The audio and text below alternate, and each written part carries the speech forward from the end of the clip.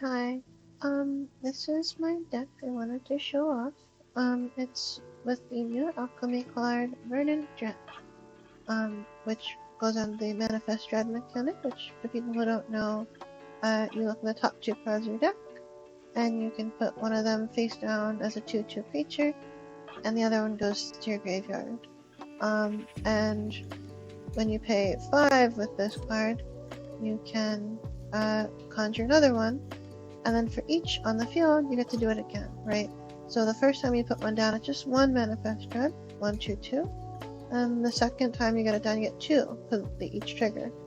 And this can scale endlessly until you deck out, effectively, to keep going and going and giving you more of a swarm. And swarms, I wanted to use this card with Enduring Vitality. I really like the Enduring line, but this is a harder one to make use of.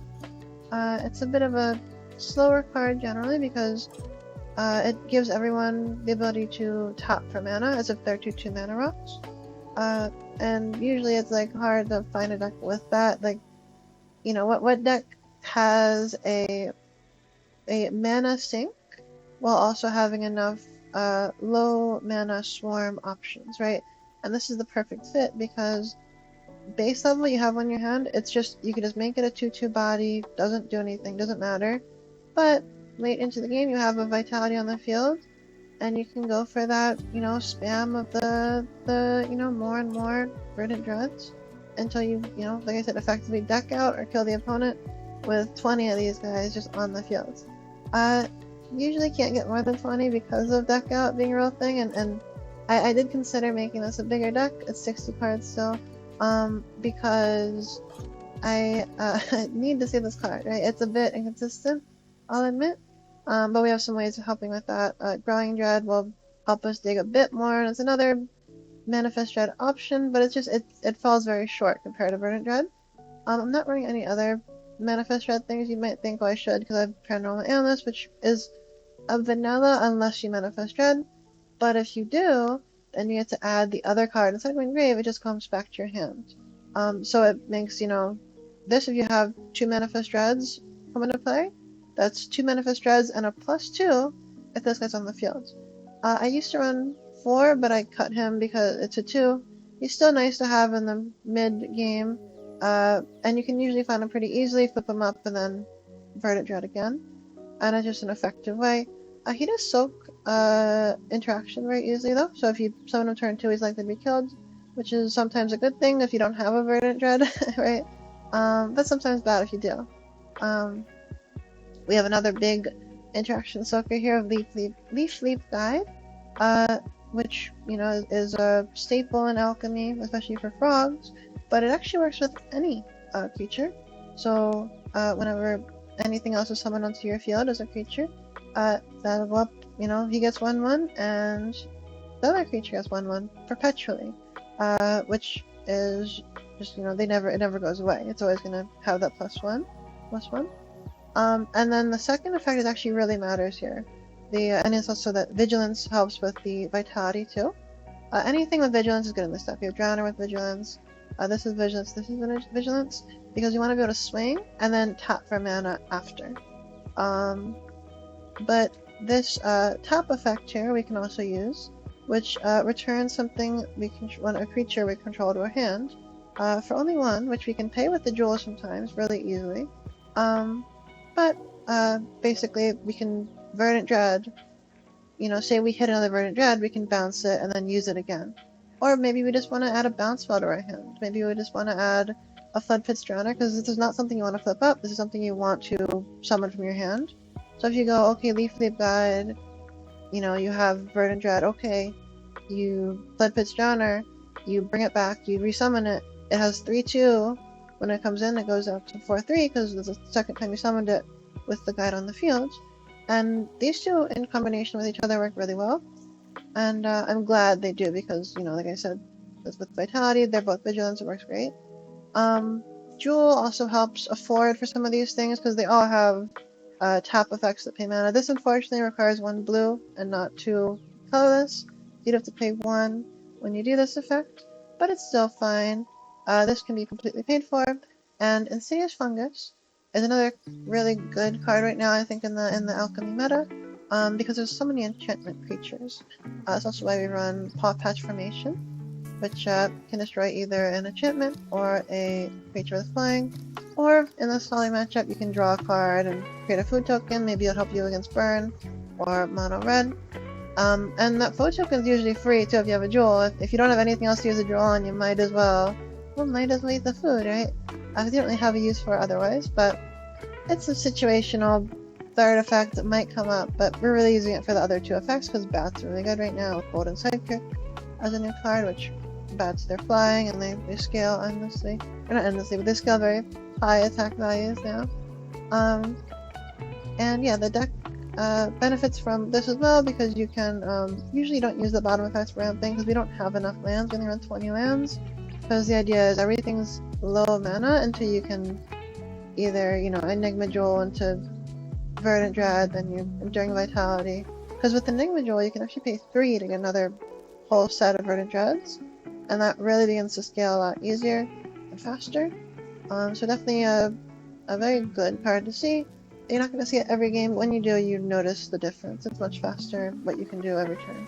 Now running a bounce spells. Bounce spells, just good with the Manifest Dread mechanic, and as well good with Drowner.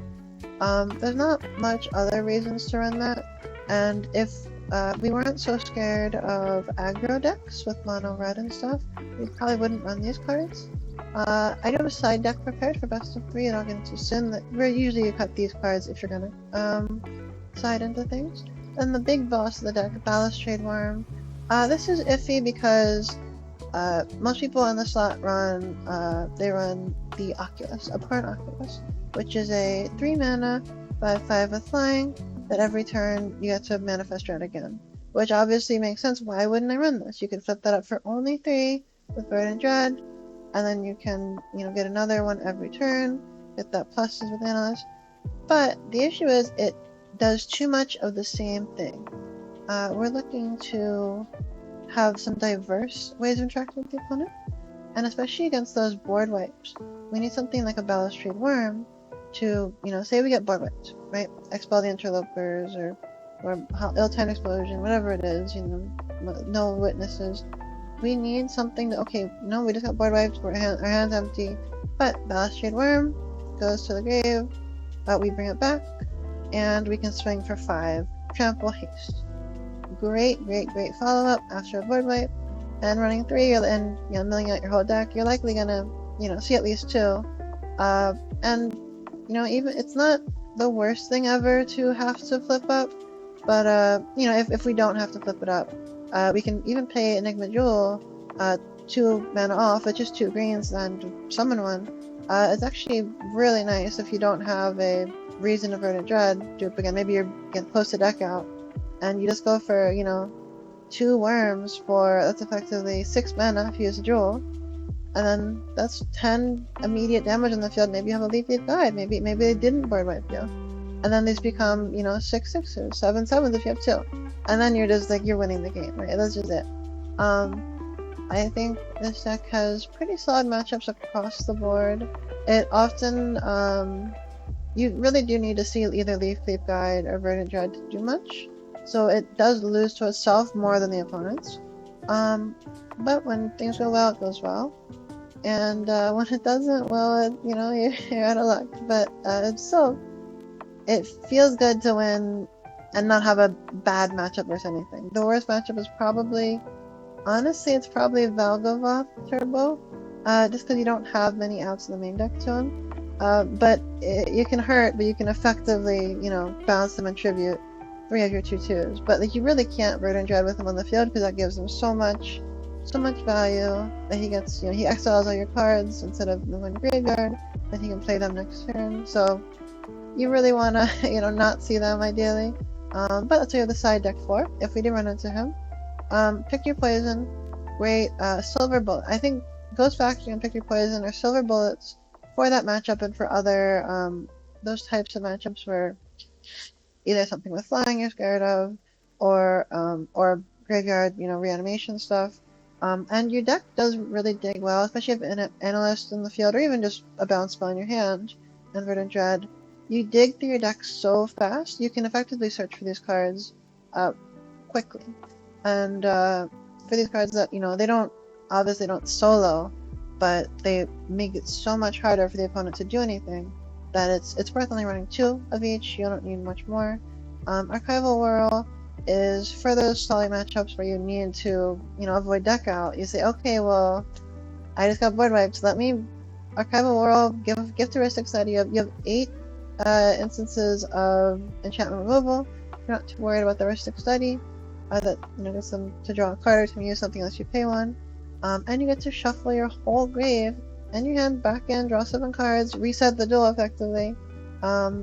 Though keep in mind, if you already have a full field of 2/2s and you're trying to restart, you're not gonna get much, right? Because if you weren't board wiped, you only have 14 cards not in play because all these 2/2s, they're still cards that are going in your deck, right? So if you have 10 lands and a bunch of Enigma Jewels and Verdant Dreads, you're not gonna have that many left to do anything with if you have 20 2/2s. So don't think you're gonna be able to scale endlessly with this, but it'll help you where you need it, which is in the stalling matchups. And you get to get that value back in those stall decks. Or even if it's discard, this is a great top deck, right? If you do actually make it to 5 mana. Though usually you have a really good matchup against this card because you just get 1 Verdant Dread on the field. Maybe an Enigma Jewel if you're lucky, but if not, just like an Analyst. And it's just you're gonna just keep on gathering resources because they can't discard yet. That's why this is so good, because it's 2 mana. You just throw it down. They don't run enchantment removal, and you're pretty much set, right? As long as they don't have something crazy, you should be fine. And then we also have the playsets of the best 2 counter spells for the deck right now. Get Out is just another way to bounce if you don't want to counter something. This does not hit instants and sorceries, which is a little weak to Vagabond, but that's why we have these cards here. And 3 Steps Ahead is probably even better than Get Out, even though they like to bounce stuff, and we could even recycle Verdant Dreads, because 3 Steps can discard your worms, which is one of the bigger issues with this deck. Like I said, it's a little inconsistent, and being able to dig and discard is extra nice. And in the late game, you can even dupe a Verdant Dread or dupe a Leafly Pride and start getting value that way, or even instant effects Drowner again. But yeah, it's a solid deck. I really enjoy playing it. I think I had a 70% win rate in Alchemy today, with actually a really high win rate on the play, or sorry, on the draw actually. It was like 78% on the draw, which is really good. But yeah, it's just a solid deck.